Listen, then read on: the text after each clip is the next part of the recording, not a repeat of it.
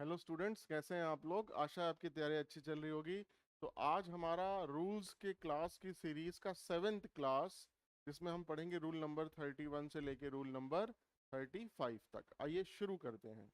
Rule number 31, nouns that do not take possessive case. ऐसे noun जिनके साथ हम पजेसिव पजेसिव मतलब स्वामित्व, जिसको कोई चीज को हमें अपना दिखाना होता है, वो यूज नहीं करते हैं। कौन कौन से रूल होते हैं? जो एब्स्ट्रैक्ट नाउन होते हैं, जैसे separation, mention, favour. Abstract noun आप समझते हैं ना, ये बेसिक चीज है जो किसी चीज की फीलिंग को, क्वालिटी को, ऐसी चीजों को दिखाता है जिसको हम देख नहीं सकते, छू नहीं सकते, जैसे किसी की इमोशंस, भावनाएं, उनको। ठीक। तो जैसे सेपरेशन है, सेपरेशन मतलब अलगाव। मेंशन किसी चीज का उल्लेख करना। फेवर किसी का पक्ष लेना। इन सबको हम एब्स्ट्रैक्ट नाउन बोलते हैं, और इसके साथ हम पजेसिव एडजेक्टिव का प्रयोग नहीं करते। उसके पहले these do not take possessive adjectives before them, उनके पहले, ठीक, हम पजेसिव एडजेक्टिव का प्रयोग नहीं करते। जैसे फॉर एग्जाम्पल, अगर हम ये लिखें, his separation from his family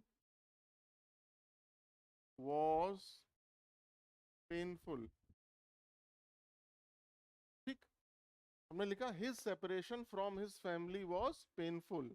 अब ये क्या है? पजेसिव एडजेक्टिव है, क्योंकि इसके पहले जो पजेसिव एडजेक्टिव है, ये इसके पहले नहीं आएगा। यही ये रूल कह रहा है कि पजेसिव एडजेक्टिव बिफोर देम हम इसको नहीं यूज कर सकते। क्लियर? क्यों नहीं यूज कर सकते? अगर इस सोचिए कि ऐसा क्या है, क्यों इसके पहले हम एक पजेसिव एडजेक्टिव यूज नहीं कर पा रहे हैं। क्योंकि जनरली पजेसिव एडजेक्टिव का प्रयोग करते हैं किसी फिजिकल चीजों को अपना या किसी दूसरे का बताने के लिए। जैसे हम बोलते हैं देयर हाउस, हिज कार। और जो एब्स्ट्रैक्ट चीजें होती हैं वो एक जनरल फिनोमिना होता है, किसी एक पर्टिकुलर का नहीं होता।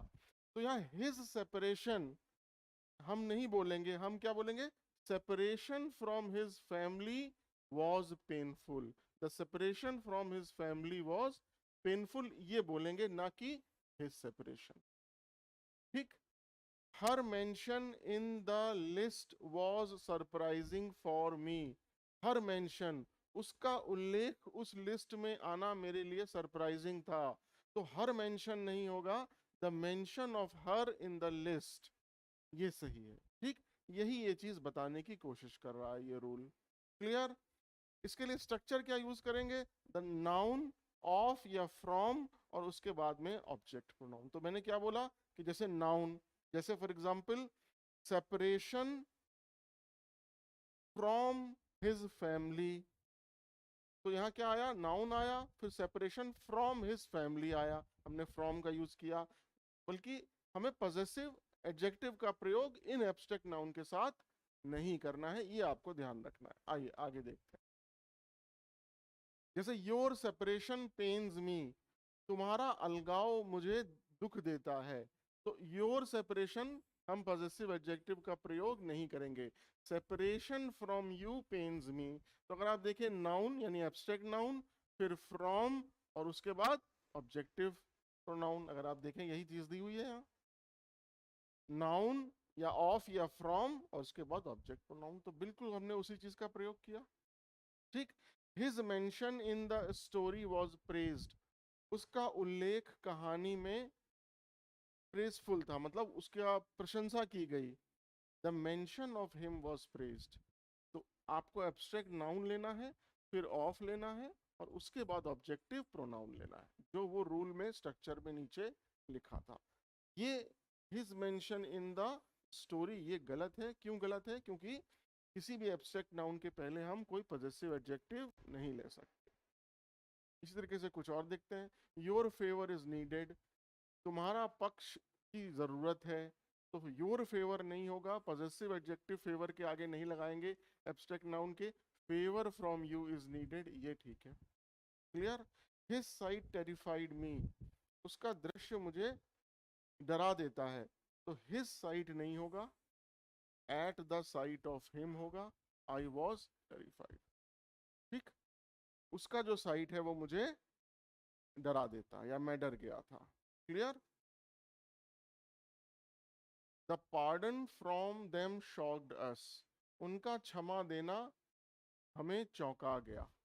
ठीक, द पार्डन फ्रॉम देम, अब एब्स्ट्रैक्ट नाउन, उसके बाद फ्रॉम, उसके बाद ऑब्जेक्टिव प्रोनाउन, बिल्कुल ठीक। The leave of her was unexpected, उसका छोड़ना बड़ा ही अनएक्सपेक्टेड था। Abstract noun, then of, then objective pronoun, बिल्कुल ठीक। The report from me will be reviewed, अब हम जनरली क्या लिखते हैं, my report will be reviewed, नहीं, the report from me will be reviewed, ये सही है। अब नाउन, एब्स्ट्रैक्ट नाउन, फिर फ्रॉम और उसके बाद ऑब्जेक्टिव प्रोनाउन। क्लियर? वही चीज जो रूल है उसकी ये समरी है। Avoid possessive adjectives before abstract nouns, abstract noun के पहले हमें पॉजेसिव एडजेक्टिव का प्रयोग जो है वो अवॉइड करना चाहिए। ठीक, माई, योर, हिज, फेवर, रिपोर्ट, ये सब चीजें क्या है, माई, यू, माई, योर, हिज, ये है पॉजेसिव एडजेक्टिव, और इनके साथ हमें फेवर, रिपोर्ट, पार्डन, ये जो एब्स्ट्रैक्ट नाउन्स हैं इसका प्रयोग नहीं करना है। तो माई फेवर के बजाय फेवर, या योर फेवर के बजाय favour from you, report from me, my report की बजाय हिज साइट या साइट ऑफ हिम, ये हमें यूज करना है। ठीक, ये हमें एरर स्पॉटिंग में स्पॉट द एरर या सेंटेंस करेक्शन टाइप के क्वेश्चंस में इस तरह के क्वेश्चंस दिखाई पड़ते हैं। ठीक है, आइए अगला हम लोग रूल आज शुरू करते हैं। Rule number 32, know is not followed by to plus verb की बेस फॉर्म। ठीक, ये कह रहे हैं कि जो नो वर्ब है, नो वर्ब, इसके बाद हम टू प्लस वर्ब की बेस फॉर्म का प्रयोग नहीं करते या टू प्लस वर्ब नहीं लगाते। ठीक, इसको आप इस तरह से समझिए, जनरली कई ऐसे वर्ड होते हैं जिनके बाद, बहुत सारे ऐसे वर्ड हैं जिनके बाद हम टू प्लस वर्ब लगा लेते हैं। जैसे फॉर एग्जाम्पल अगर मैं लिखता हूं he decided to leave early, उसने जल्दी जाने का निर्णय लिया। अब अगर आप देख रहे हैं ये डिसाइड एक ऐसा वर्ब है जिसके बाद हम टू प्लस वर्ब लगा रहे हैं ना। इसी तरीके से अगर मैं ये लिखूं कि ही एग्रीड टू पे द बैलेंस, ठीक, उसने एग्री किया बैलेंस पे करने का। अब एग्री एक ऐसा वर्ड है जिसके बाद हम टू प्लस वर्ब की बेस फॉर्म लगा रहे हैं। तो ये रूल ये कहना चाह रहा है कि नो एक ऐसा वर्ड है जिसके बाद हम टू प्लस वर्ब नहीं लगा सकते किसी भी कीमत पे। ठीक, आइए देखते हैं। ये कह रहा है know must not be followed by to plus verb, know के बाद हम टू प्लस वर्ब नहीं लगा सकते। ठीक है, use connector words like how, what, where, why, that, इस तरह के कनेक्टर वर्ड्स आपको लगाने पड़ेंगे टू प्लस वर्ब के पहले। यानी कि आप नो आएगा, फिर वो कनेक्टर वर्ड आएगा, और उसके बाद फिर टू आएगा, और उसके बाद फिर वर्ब आएगा। ठीक, ये रूल कहना चाह रहा है कि नो के डायरेक्ट बाद आप टू प्लस वर्ब नहीं लगा सकते, नो के बाद कनेक्टर वर्ड आएगा और उसके बाद टू प्लस वर्ब आएगा। ठीक, जैसे नो टू डू गलत है क्योंकि नो के बाद हम टू प्लस वर्ब नहीं लगा सकते। नो टू गो गलत है। Know how to do, know how to go, ये सब सही है। जैसे how, what, where, why, that, इस तरह के कनेक्टर वर्ड्स हम नो के बाद लगाएंगे, तब हम टू प्लस वर्ब लगा सकते हैं। आइए तो जैसे ये है, I don't know how to make tea, मुझे नहीं मालूम चाय कैसे बनाते हैं। तो अब नो की जगह अगर एग्री होता, डिसाइड होता, विन होता, ऐसे कोई वर्ड होते तो हम डायरेक्टली टू प्लस वर्ब लगा लेते। लेकिन इस नो के बाद हम नहीं लगा सकते। क्यों? क्योंकि नो के बाद टू प्लस वर्ब नहीं लगा सकते हैं। तो बीच में हमें कनेक्टर एक हाउ लगाना पड़ेगा। I don't know how to make tea, मुझे नहीं मालूम चाय कैसे बनाते हैं। तो बीच में एक कनेक्टर वर्ड जरूरत पड़ी, उसके बाद टू, उसके बाद वर्ब की बेस फॉर्म। ठीक, क्योंकि नो आया है। He did not know to go, वो नहीं जानता था जाना। He did not know where to go, वो नहीं जानता था किधर जाएं। तो हमने नो के बाद एक कनेक्टर लगाया, उसके बाद टू प्लस वर्ब की बेस फॉर्म लगाई। ठीक, यही ये रूल कहना चाह रहा है। I don't know what to say, मुझे नहीं मालूम क्या कहना है। तो टू से, टू वर्ब के पहले हमने एक कनेक्टर वर्ड लगाया बीच में। ठीक, she did not know which way to turn, उसे नहीं मालूम था किस तरफ टर्न किया जाए, बीच में कनेक्टर वर्ड लगाया। We don't know when the train leaves, हमें नहीं मालूम ट्रेन कब छूटती है, तो नो के बाद हमने कनेक्टर वर्ड लगाया। ठीक, do you know whether she is coming, तुम्हें मालूम है कि वो कब जा रही है, तो नो के बाद हमें किसी भी सिचुएशन में, चाहे वो टू प्लस वर्ब की बेस फॉर्म हो या ना हो, हमें एक कनेक्टर वर्ड की जरूरत पड़ती ही पड़ती है। ठीक है, तो ये एक समरी है उसी रूल की कि नो के बाद हम टू प्लस वर्ब की बेस फॉर्म का स्ट्रक्चर नहीं लगा सकते। नो हाउ, नो के बाद how, what, when, where, etcetera, उसके बाद हम टू प्लस वर्ब की बेस फॉर्म लगाएंगे। ठीक, ये पुराने एसएससी के जो हमारे एग्जाम्स हुए हैं उसमें एरर स्पॉट में, क्लोज टेस्ट में और इम्प्रूवमेंट, सेंटेंस इम्प्रूवमेंट में पूछा गया है। ठीक है, चलिए, जैसे ये कहना चाह रहे हैं कि आई नो टू स्विम, मैं तैरना जानता हूं, ये गलत है। I know how to swim होगा, नो के बाद हमें एक कनेक्टर वर्ड यहाँ पे चाहिए ही चाहिए। ठीक है, चलिए आइए शुरू करते हैं हम लोग आज का रूल नंबर 33। क्या कहता है rule number 33? Possessive case plus plural nouns that act singular. Possessive case के साथ में कुछ प्लूरल नाउन्स हैं जो एक सिंगुलर यूनिट की तरह एक्ट करते हैं। जैसे आइए रूल समझते हैं पहले। सबसे पहले क्या कह रहे हैं, इस रूल में क्या क्या चीजें हम कवर करेंगे। ठीक, possessive adjectives his, her, etcetera must be followed bye noun, ये तो सबको मालूम है। His car, her dress, their house, इसके बाद हम लोग पॉजेसिव एडजेक्टिव के बाद नाउन का प्रयोग करते हैं। Some nouns look plural end in s but are used as a singular unit. कुछ नाउन ऐसे होते हैं जो कि एस के लास्ट में एस होता है लेकिन वो सिंगुलर यूनिट की तरह काम करते हैं। एक दिन हम लोगों ने इसके पहले वाले क्लास में भी पढ़ा था, जैसे मैथमेटिक्स, स्टैटिस्टिक्स, पॉलिटिक्स, ये सब क्या है, सिंगुलर यूनिट की तरह काम करते हैं, लास्ट में एस लगाओ। जैसे फॉर एग्जांपल एक वर्ड है न्यूज। ठीक, अब इस न्यूज के लास्ट में एस लगा है लेकिन ये काम कैसे करता है, ये काम करता है एज अ सिंगुलर यूनिट। ठीक, some verbs become noun by adding s, कुछ ऐसे वर्ब्स होते हैं जिनके आगे अगर हम एस लगा दें तो वो नाउन बन जाते हैं। इसको भी हम आगे पढ़ेंगे, आइए। जैसे for example his belongings were lost, उसकी संपत्ति खो गई।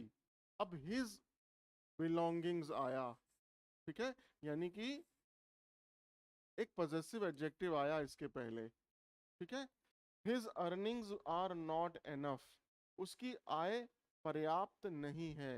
अर्निंग्स आया, उसके पहले हमें पॉजेसिव एडजेक्टिव लगाया। ठीक, his surroundings are not clean, उसकी सराउंडिंग्स यानी कि उसके जो चारों तरफ का जो एरिया है वो क्लीन नहीं है। परिवेश प्लूरल नाउन है और इसके पहले हमें पॉजेसिव एडजेक्टिव लगाया। All his goods were sold at low prices, उसका सारा सामान कम प्राइसेस पर बिक गया। ठीक, गुड्स, तो यही हमने यहाँ पे पढ़ा था कि possessive adjective must be followed bye nouns. तो ये जो पॉजेसिव एडजेक्टिव है इसके बाद हमें नाउन की जरूरत पड़ती है, ये सब नाउन की तरह कार्य कर रहे हैं। अच्छा, ये एक इम्पॉर्टेंट चीज है क्या, कि ये जो वर्ड हैं जिनके आगे हम एस लगा रहे हैं ये हमेशा प्लूरल में ही आएंगे, सिंगुलर में नहीं आएंगे। ठीक, मतलब आप सीजर नहीं बोल सकते हैं, सीजर्स ही बोलना पड़ेगा। टोंग नहीं बोल सकते हैं, टोंग्स ही बोलना पड़ेगा। मूवेबल नहीं बोलेगा, मूवेबल्स ही बोलना पड़ेगा। ठीक, riches, spectacles, bowels, proceeds, arms, wages, trousers, goods, scissors, movables, thanks, tidings, arms, tongs, ये सब क्या है, प्लूरल हैं। ठीक, जैसे riches are not always happy, मतलब अमीर लोग हमेशा खुश नहीं रहते हैं। तो यहाँ पर आप rich is not always happy नहीं होगा, ये रिचेस हमेशा प्लूरल में ही आएगा। ठीक है, इसी तरीके से ये सारे जो वर्ड्स हैं, ये सारे वर्ड्स हमेशा सिंगुलर ही में ही आएंगे। जैसे ट्रीट किए जाएंगे, आएंगे का मतलब ट्रीट किए जाएंगे। News, athletics, ethics, premises, mathematics, statistics, physics तरह के जो सब्जेक्ट्स हैं, ये सब क्या है, ये हमेशा सिंगुलर यूनिट में ही लिए जाएंगे। अब ये क्या है, verbs noun by adding S, मतलब किसी ये वर्ब्स जो है ये नाउन की तरह बिहेव करते हैं अगर इसके आगे हम एस लगा देते हैं। ये शीट ये कहना चाह रही है। ठीक है, जैसे फॉर एग्जांपल बिलोंग में एस लगाया तो belongings, earn, earnings, surround, surroundings, wage, wages. अब यहाँ एक चीज और आपको समझनी है जो मुझे लिखनी चाहिए थी कि the meaning is also changed. इसका जो मीनिंग है या जो मतलब है वर्ड्स का, वो भी चेंज हो जाता है। तो आइए हम समझते हैं। जैसे कोई बिलोंग है तो बिलोंग का मतलब होता है संबंधित। ठीक, कि this thing belong to me, मतलब ये चीज मेरे से संबंधित है। लेकिन आप जब बिलोंग इसके आगे एस लगा के बिलोंगिंग्स कर देते हैं, यानी कि वर्ब अगर नाउन में चेंज हो जाता है तो ये बिलोंगिंग्स का मतलब हो जाता है संपत्ति। अब संबंधित नहीं रह गया, इस बिलोंग का मतलब हो गया संबंधित। ठीक, तो मतलब क्या हुआ कि जो मीनिंग है वो भी चेंज हो गया। ठीक, अब अर्न मतलब होता है कमाई या कमाना, और अर्निंग्स मतलब होता है आय। तो अगर हमने, तो अर्न जो है वो एक वर्ब है, इसका मतलब होता है कमाना, और अर्निंग्स मतलब आय। How much do you earn, तुम कितना कमाते हो, या फिर व्हाट इज हिज अर्निंग्स, उसकी आय क्या है। इसी तरीके से सराउंड और सराउंडिंग्स, सराउंड मतलब होता है चारों ओर, और सराउंडिंग्स मतलब क्या होता है, सराउंडिंग्स मतलब होता है परिवेश। परिवेश, और सराउंड मतलब चारों ओर।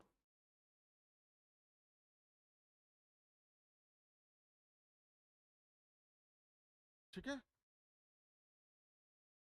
The thief were surrounded by the police, चोर पुलिस से चारों तरफ से घिर गए थे तो यहाँ सराउंड आया।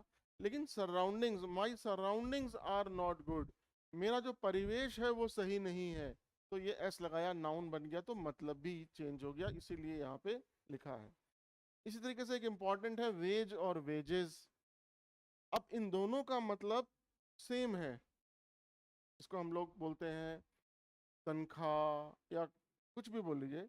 अब वेज जो है ये एक दिन की कमाई होता है, और वेजेस मतलब टोटल। ठीक है, वेजेस मतलब टोटल। जैसे फॉर एग्जांपल हम बोलेंगे कि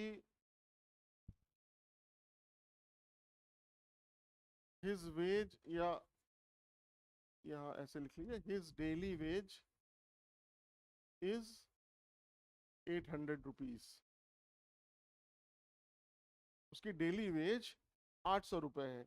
लेकिन जब आप वेजेस लिख देते हैं तो उसका मतलब होता है टोटल आय। जैसे for example workers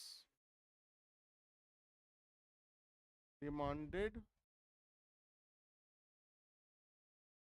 higher wages, workers ने ज्यादा वेजेस की डिमांड करी। अब यहाँ पे ये वेजेस जो है वो एक दिन की आय नहीं है, टोटल एक आय की बात हो रही है। ठीक, तो ये डिफरेंस है वेज और वेजेस में। तो ये आपको इंपॉर्टेंट है समझना, इसीलिए मैंने यहाँ लिख दिया था कि मीनिंग जो है जरूर चेंज हो जाता है। Use in noun form only with possessive case, इनका प्रयोग जो है वो पॉजेसिव केस में करते हैं अगर इनका नाउन फॉर्म हम यूज कर रहे हैं। जैसे हर अर्निंग्स आर इम्प्रेसिव, उसकी जो कमाई है वो इम्प्रेसिव है। हिज बिलोंगिंग्स वर स्टोलन, उसकी जो संपत्ति है वो चोरी हो गई। तो हमने जब इनको नाउन फॉर्म में यूज किया एस लगा के, तो इसके साथ हमने क्या किया, पॉजेसिव फॉर्म में यूज किया। ठीक है, यही ये कहना चाह रहा है। अच्छा ये इधर भी आ गया, चलो कोई बात नहीं। हर स्पेक्टिकल्स वर स्टोलन, उसके जो चश्मा था वो चोरी हो गया। अब स्पेक्टिकल नहीं लिखेंगे, ग्लासेस मतलब चश्मा जो है ये नहीं लिखेंगे, ये हमेशा किस में आएगा, प्लूरल फॉर्म में आएगा। तो स्पेक्टिकल गलत हो गया, spectacles were stolen. His trousers are dirty, plural form. Their thanks were heartfelt, उनका धन्यवाद हार्टफेल्ट था। दीज सीजर्स आर ब्लंट, ये कैंची ब्लंट हो गई है, या ये कैंचियां ब्लंट हो गई है, हमेशा किस में आएंगे, प्लूरल फॉर्म में।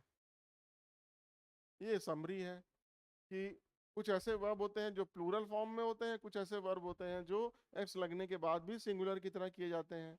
तो never say my spectacled is broken, मेरा चश्मा टूट गया है ये नहीं कहेंगे आप, माई स्पेक्टिकल्स आर ब्रोकन, चाहे वो एक ही चश्मा है लेकिन आप क्या बोलेंगे, माई स्पेक्टिकल्स आर ब्रोकन। ठीक, इसको एरर स्पॉटिंग में और जो फिलर क्वेश्चन है उसमें आता है। आइए करते हैं आज का second last rule, rule number 34। Commonly confused word, ऐसे वर्ड्स जो बिल्कुल देखने में सुनने में एक जैसे लगते हैं लेकिन वो कंफ्यूजिंग होते हैं। ठीक, जैसे for example Elder versus older. अब दोनों में फर्क क्या है, एल्डर का प्रयोग हम केवल ओनली फैमिली मेंबर्स के साथ करते हैं, जबकि ओल्डर का प्रयोग हम फैमिली मेंबर्स के साथ भी कर सकते हैं और बिना फैमिली मेंबर्स के भी। ठीक, जैसे for example my elder brother is a doctor, मेरा बड़ा भाई एक डॉक्टर है। अब एल्डर आया तो हमने एक फैमिली मेंबर्स के साथ प्रयोग किया। अ friend of mine is older than me, मेरा एक दोस्त मेरे से बड़ा है। ठीक, अब मैंने क्या आपको बोला कि एल्डर का प्रयोग केवल फैमिली मेंबर्स के साथ करते हैं और ओल्डर का प्रयोग फैमिली मेंबर और बिना फैमिली मेंबर के भी कर सकते हैं। तो यहाँ पर आप एल्डर नहीं लगा सकते, क्यों, क्योंकि एल्डर का प्रयोग केवल फैमिली मेंबर के साथ होगा और यहाँ हमने क्या दे रखा है, friend. A friend of mine is older than me सही है, एल्डर गलत है। ठीक है, इसी का एक और सपोर्टिव रूल है कि एल्डर का प्रयोग हम केवल नाउन के पहले ही करेंगे।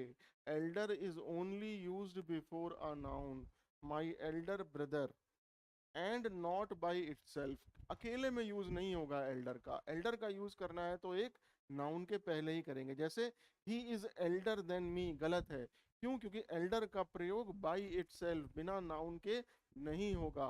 क्या करेंगे, he is older than me. तो ये भी आपको ध्यान रखना है, पहली बात कि एल्डर का प्रयोग केवल फैमिली मेंबर्स के साथ करते हैं, और दूसरी बात एल्डर का प्रयोग नाउन के साथ में करते हैं, अकेले नहीं करते। तो he is older than me ये सही है, he is Elder than me गलत है। ठीक, तो ये हो गया पहला, एल्डर वर्सेस ओल्डर। इस तरह के कुछ हैं और, लेटर वर्सेस लेटर। लेटर का मतलब है कि टाइम के रेफरेंस में। ठीक, जैसे ही कॉल्ड मी लेटर, उसने मुझे बाद में कॉल किया। और लेटर का मतलब कि अगर कुछ दो आइटम दिए हैं तो उसमें से जो बाद वाला है, जैसे second of the two mentioned items, अगर दो आइटम मेंशन करे हैं तो फॉर्मर एंड लेटर मतलब बाद वाला। जैसे of tea and coffee I prefer the latter, tea और चाय और कॉफी में मैं प्रेफर करता हूं कौन सा, बाद वाला। लेटर किसको बता रहा है, सेकंड ऑफ द टू। ठीक, तो ये बताता है टाइम को लेके और ये बताता है लेटर सीक्वेंस को लेके। इसी तरीके से ये था सेकंड। थर्ड है फार्दर वर्सेस फर्दर। फार्दर का मतलब होता है जब हम बात करते हैं फिजिकल डिस्टेंस की बात, दूरी की बात, तो हम करते हैं फार्दर। ठीक, मीटर में, माइल्स में या किलोमीटर में। और जब हम बात करते हैं फर्दर की तो ये किसी चीज की डिग्री, यानी वो कितना ऊंचाई या नीचाई तक है, उसकी क्या वैल्यू है, एक्सटेंट, कुछ विचारों को लेके, किसी समय को लेके या किसी चर्चा को लेके जब हम बात करते हैं तब हम बात करते हैं फर्दर। कई बार इस पे क्वेश्चंस आए हुए हैं। The temple is farther away. अब हमने फिजिकल डिस्टेंस की बात करी, दूरी की बात करी, तो हमने क्या कहा, the temple is farther away, जो मंदिर है वो काफी दूर है। We need to discuss this further. अब चर्चा की बात हो रही है तो क्या हमने यूज किया, फर्दर। यहाँ पे कोई फिजिकल डिस्टेंस की बात नहीं है, यहाँ फिजिकल डिस्टेंस की बात कर रहे हैं तो फर्दर, और यहाँ पर फिजिकल डिस्टेंस की बात नहीं कर रहे हैं तो फर्दर। ये बिल्कुल सही है, ठीक। We can not travel farther without proper fuel. बिना प्रॉपर फ्यूल के, बिना प्रॉपर ईंधन के हम ज्यादा देर तक ट्रेवल नहीं कर सकते। तो अब ट्रेवल एक फिजिकल डिस्टेंस की बात आ रही है तो फार्दर बिल्कुल ठीक है। Without further delay let start the meeting. बिना किसी देरी के, और देरी के आई मीटिंग स्टार्ट करते हैं। तो अगर फिजिकल डिस्टेंस की बात नहीं हो रही है, डिले की बात हो रही है तो फर्दर, ठीक है। तो ये आपको समझ में आना चाहिए, फर्दर और फार्दर में डिफरेंस। इसी तरीके से नियरेस्ट वर्सेस नेक्स्ट। नियरेस्ट मतलब बिल्कुल पास वाला, और नेक्स्ट मतलब बाद वाला। नियरेस्ट मतलब used for physical space distance. Nearest का प्रयोग करते हैं फिर अगेन फिजिकल स्पेस के लिए या डिस्टेंस के लिए, दूरी के लिए। और नेक्स्ट का प्रयोग करते हैं ऑर्डर के लिए, सीक्वेंस के लिए, कि next to me is, next house to my house is his house. तो ये हम सीक्वेंस या ऑर्डर के लिए प्रयोग करते हैं। This is the nearest ATM, ये बिल्कुल पास का एटीएम है। और हमने फिजिकल डिस्टेंस की बात करी तो नियरेस्ट बिल्कुल ठीक है। His house is the next one, उसका घर मेरे से बाद वाला घर है। तो नेक्स्ट हमने किसकी बात करी है, यहाँ पे सीक्वेंस की बात करी, तो बिल्कुल नेक्स्ट ठीक है। The nearest bus stop is just around the corner. सबसे पास वाला बस स्टॉप जस्ट मोड़ पे है, ठीक, या पास में है। तो नियरेस्ट आया तो फिजिकल डिस्टेंस की बात करी। What is the next topic on the agenda. अगला एजेंडा में अगला टॉपिक क्या है, तो हमने बात करी ऑर्डर या सीक्वेंस की। नेक्स्ट अगला है लेटेस्ट वर्सेस लास्ट। लेटेस्ट मतलब बिल्कुल अभी अभी, जो रिसेंट पास्ट वाला हो, और लास्ट मतलब किसी सीक्वेंस का सबसे आखिरी। तो लेटेस्ट मतलब मोस्ट रिसेंट, न्यूएस्ट। तो सबसे लास्ट वाला हो, सबसे पास वाला हो, उसको बोलते हैं मोस्ट रिसेंट, लेटेस्ट। और लास्ट मतलब जो फाइनल हो किसी सीक्वेंस में, तो सबसे आखिरी हो। जैसे she read the latest update, उसने लेटेस्ट अपडेट को पढ़ा। तो यानी कि अपडेट बहुत सारे हैं, लेकिन जो सबसे पीछे वाला, सबसे पास वाला जो अपडेट है वो लेटेस्ट आया, recent. He was the last to leave, वो अंतिम था छोड़ने में। तो लास्ट टू लीव मतलब ऑर्डर में सबसे आखिरी। Have you seen the latest episode of the series, क्या तुमने सीरीज का लेटेस्ट जो अभी अभी आया है एपिसोड वो देखा है। तो रीसेंसी बतानी है, रिसेंट बताना है, तो latest. The last chapter of the book was very emotional, जो आखिरी चैप्टर था किताब का वो बहुत भावुक था, इमोशनल था। तो सीक्वेंस में हमें आखिरी बताना है तो last। तो इतने सारे एग्जाम्पल्स मैं इसीलिए ले रहा हूँ कि सिर्फ आपको इसकी डेफिनेशन ना बता के आपको प्रयोग भी समझ में आना चाहिए। मेरी पूरी कोशिश है कि जब भी मैं डिफरेंस या किसी भी चीज को एक्सप्लेन करूं तो विद एग्जाम्पल्स करूं। लेस वर्सेस फ्यूअर, इस पे तो बहुत बार क्वेश्चन आए हैं, ठीक। दोनों का मतलब होता है कम, लेकिन एक का प्रयोग किया जाता है अनकाउंटेबल नाउन्स में और एक का प्रयोग किया जाता है काउंटेबल नाउन्स में। तो लेस अनकाउंटेबल नाउन में प्रयोग होता है, जैसे मतलब जिनकी एक्चुअल एक दो तीन चार करके गिनती ना की जा सके, जैसे water, money, time, sugar, air, love, information, knowledge, ये सब क्या है, अनकाउंटेबल नाउन है। तो इसके लिए साथ हम प्रयोग करेंगे लेस का। और जो काउंटेबल नाउन है जिसको गिनती में हम एक दो करके गिन सकते हैं, जैसे students, books, chairs, cars, pens, apples, इन सबको हम गिन सकते हैं, काउंटेबल नाउन्स है, तो इसके साथ प्रयोग करेंगे फ्यूअर का, मतलब दोनों का सेम है। ही हैज लेस शुगर, उसके पास कम चीनी है। तो शुगर अनकाउंटेबल नाउन है तो लेस बिल्कुल ठीक है। शी मेड फ्यूअर एरर्स, अब एरर हम किसी की गिन सकते हैं, एक दो तीन चार। काउंटेबल है तो हमने क्या लिखा, fewer. He showed less interest in the project, उसने प्रोजेक्ट में कम दिलचस्पी दिखाई। तो इंटरेस्ट एक अनकाउंटेबल नाउन है तो लेस बिल्कुल ठीक। Fewer cars means less traffic, कम कार होने का मतलब है कम ट्रैफिक होना, तो कारों की गिनती की जा सकती है, काउंटेबल नाउन है, तो हमने क्या किया, फ्यूअर लगाया। ठीक, अगला है लेस वर्सेस लेसर। तो लेस का प्रयोग हम करते हैं जब हमें एक जनरल कंपैरिजन करना होता है किसी चीज के अमाउंट में, डिग्री में या साइज में। ठीक, और लेसर का प्रयोग करते हैं जब हमें किसी चीज का कंपैरिजन किसी दूसरे के साथ करना है। ये तो हो गया general comparison, stand alone comparison. और लेसर मतलब किसी चीज की इंपॉर्टेंस कम है, लेकिन वो किसी चीज की तुलना हम कर रहे हैं किसी दूसरी चीज के साथ। ठीक, जैसे this issue is of less importance. अब ये जो इश्यू है ये लेस इंपॉर्टेंट है। तो अगर कोई चीज इंडिविजुअली स्टैंड अलोन के बारे में बताना है कि ये इश्यू कम इंपॉर्टेंट है, तब तो हम प्रयोग करेंगे लेस इंपॉर्टेंस। लेकिन इसके साथ ही अगर हम कहते हैं this issue is of lesser importance, इसका मतलब है कि कई सारे इश्यू आपके सामने रखे हैं और आप कह रहे हो कि ये इश्यू हम बाद में डिस्कस करेंगे क्योंकि ये इश्यू बाकी के तुलना में कम इंपॉर्टेंट। तो इस केस में लेसर इंपॉर्टेंस भी ठीक है और लेस इंपॉर्टेंस भी ठीक है। ये स्टैंड अलोन है, जनरल कंपैरिजन है, और ये किसी दूसरी चीज के साथ कंपैरिजन है, इसलिए ये दोनों सेंटेंस सही है। He pleaded guilty to a lesser charge, उसने क्षमा या प्रार्थना करी एक कम चार्ज के लिए। ठीक, तो लेसर चार्ज किसी चीज की डिग्री में चेंज कंपैरिजन कर रहे हैं, तो लेस दोनों का मतलब कम होता है।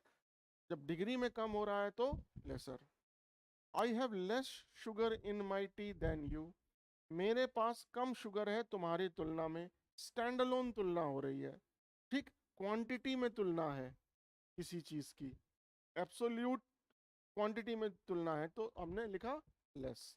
He was given a lesser responsibility at work, उसको काम में कम रिस्पॉन्सिबिलिटी दी गई। अब रिस्पॉन्सिबिलिटी क्या है, ये एक किसी इसको इसकी आप एब्सोल्यूट क्वांटिटी मेजर नहीं कर सकते। ठीक, अब क्योंकि एब्सोल्यूट क्वांटिटी मेजर नहीं कर सकते इसलिए हम इसकी तुलना किसी के साथ कर रहे हैं, तो हमने क्या यूज किया, लेसर। ठीक, he was given a less responsibility at work गलत होगा। He was given a lesser responsibility, बाकी लोगों से कम रिस्पॉन्सिबिलिटी दी गई, किसी चीज के साथ कंपैरिजन कर रहे हैं तो लेसर ठीक है। ये जो हमने अभी तक पढ़ा कि exact usages of common confused word जो हमने पढ़ा, उसके बाद इसका प्रयोग generally fill in the blanks में होता है, स्पॉट द एरर में होता है, क्लोज टेस्ट में होता है। और इनके साथ आप प्रैक्टिस करिए, केवल इनकी डेफिनेशन मत पढ़िए। जैसे मैंने आपको बोला कि आपको सबके साथ मैंने सबके एग्जाम्पल्स भी दिए हैं, इसीलिए एग्जाम्पल्स इसीलिए दिए हैं कि आपको सिर्फ उनका मीनिंग नहीं रटना है बल्कि उनका मतलब भी समझना है कि फार्दर का प्रयोग कहाँ करेंगे, फर्दर का कहाँ करेंगे। ठीक है, आइए शुरू करते हैं हम अपना लास्ट रूल आज का, रूल नंबर 35। क्या है, नियरेस्ट सब्जेक्ट रूल। ये तो बहुत इजी रूल है, सब्जेक्ट वर्ब एग्रीमेंट के चैप्टर में पहला या दूसरा दिन ये हम लोग पढ़ाते हैं क्लास में। ठीक, क्या कहता है ये रूल, ये कहता है कि किसी भी वर्ब के पास वाला जो सब्जेक्ट है उसी के अनुसार वो वर्ब होगी। अगर उस सेंटेंस में दो सब्जेक्ट जो है वो ज्वाइन कर रहे हैं, ईदर और, neither nor, not only but also, या और या नॉर के द्वारा। ठीक है, अगर सब्जेक्ट और, नॉर, ईदर और, नीदर नॉर या नॉट ओनली बट ऑल्सो, इसके द्वारा दो सब्जेक्ट ऐड किए जा रहे हैं, तो जो वर्ब होगी जैसे इज, वॉज, हैज, हैव, वो जो अपने बिल्कुल बगल वाला सब्जेक्ट है उसके अनुसार होगी। अगर ये सब्जेक्ट सिंगुलर है तो ये वर्ब सिंगुलर होगी, अगर ये सब्जेक्ट प्लूरल है तो ये भी प्लूरल होगा। ठीक है, the verb agrees with the subject nearest to it, वो जो वर्ब है वो अपने पास वाले सब्जेक्ट के साथ मैच करेंगे। इसको प्रॉक्सिमिटी रूल भी बोलते हैं। प्रॉक्सिमिटी मतलब साथ वाला, पास वाला। ठीक है, जैसे इधर द बियर्स और द लॉयन हैज एस्केप्ड, या तो भालू और या लॉयन भाग गए हैं, एस्केप कर गए हैं। अब चूंकि ईदर और के थ्रू ये सब्जेक्ट बियर और लॉयन जुड़े हुए हैं, तो वर्ब सबसे पहले क्या देखेगा कि हमारे जो नियरेस्ट वाला है ये सिंगुलर है कि प्लूरल है। चूंकि ये सिंगुलर है इसलिए वर्ब भी कैसी आएगी, singular. Neither the lion nor the bears have escaped. ठीक, अब नीदर और नॉर के थ्रू दो सब्जेक्ट जुड़े हुए हैं, तो सब हमारा वर्ब ये देखेगा कि मेरा जो पास वाला है, नियरेस्ट वाला है, ये प्लूरल है कि सिंगुलर है। चूंकि ये प्लूरल है तो ये वर्ब भी कैसी होगी, plural. Not only the teachers but also the principal is happy. ना केवल टीचर बल्कि प्रिंसिपल भी खुश हैं। तो नॉट ओनली बट ऑल्सो के द्वारा टीचर और प्रिंसिपल जुड़े हुए हैं, तो इसलिए ये इज क्या देखेगा, वर्ब क्या देखेगा कि मेरे से जो पास में है वो सिंगुलर है कि प्लूरल है। क्योंकि वो सिंगुलर है इसलिए वर्ब भी कैसी होगी, सिंगुलर होगी। Not only dogs but also cats are available. ना कि केवल डॉग्स बल्कि कैट्स भी अवेलेबल हैं। तो नॉट ओनली बट ऑल्सो के साथ डॉग्स और कैट्स जुड़े हुए हैं, इसलिए ये जो वर्ब है ये अपना नियरेस्ट देखेगी।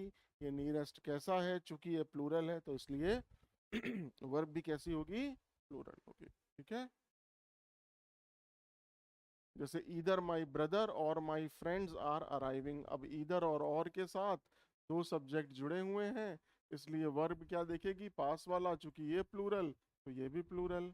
Neither the fans nor the air conditioner is working. अब इसने देखा कि नीदर नॉर के थ्रू जुड़ा हुआ है, पास वाला सब्जेक्ट सिंगुलर है तो ये भी singular. Not only the puppies but also their mother has been adopted. अब हैज ने ये देखा जो बगल वाला सब्जेक्ट है मदर, नॉट ओनली और बट ऑल्सो के साथ जुड़ा हुआ है, ये सिंगुलर है तो ये भी सिंगुलर। बहुत easy subject verb agreement chapter के अंदर ये रूल हम पढ़ाते हैं। ये इसकी समरी थी कि सब वर्ब के साथ का सब्जेक्ट देखो वो क्लोज है। नियरेस्ट सब्जेक्ट डिटरमाइन सिंगुलर और प्लूरल। जो वर्ब के साथ का नियरेस्ट सब्जेक्ट है वो बताता है कि वो सिंगुलर होगा या। तो ये एरर स्पॉटिंग में क्वेश्चंस आते हैं, आइदर द डॉग और द कैट्स इज बार्किंग, इस तरह के क्वेश्चन आएंगे। तो आपको ध्यान देना है कि इधर और के थ्रू डॉग और कैट्स जुड़े हैं। वर्ब के जो बिल्कुल नियरेस्ट वाला है वो क्या है, चूंकि ये प्लूरल है तो ये गलत है। क्या होना चाहिए, आर होना चाहिए, कैट्स आर बार्किंग। ठीक है, तो थैंक यू सो मच कि आप मेरे साथ बने रहे। आज हमने रूल नंबर 31 से लेके रूल नंबर 36 तक पढ़ा। ना कि हमने केवल उन चीज़ों को याद करने तक छोड़ दिया, बल्कि हमने उसका सेंटेंस में एग्जाम्पल्स के साथ समझा उनको। ठीक है, एग्जाम्पल्स के साथ समझने में एक तो हमारी समझ मजबूत होती है, दूसरा हमें देर तक याद रहता है। तो मेरी पूरी कोशिश है कि मैं केवल आपको ग्रामर्स के रूल रटाऊं नहीं। जनरली स्टूडेंट्स रटने की बात करते हैं, मेरी कोशिश यही है। अभी तक आपने देख लिए हम लोगों ने टोटल 36 रूल्स कर लिए हैं कि मैंने किसी भी रूल को रटने पर ध्यान नहीं दिया बल्कि उसको समझाने पर ध्यान दिया है। ठीक है, तो आशा है कि मेरी कोशिश से आपको फ़ायदा हो रहा होगा और आप इसी तरीके से चैनल को लाइक करते रहिए, सब्सक्राइब करते रहिए और शेयर करते रहिए अपने फ्रेंड्स के साथ। ठीक है, थैंक यू सो मच।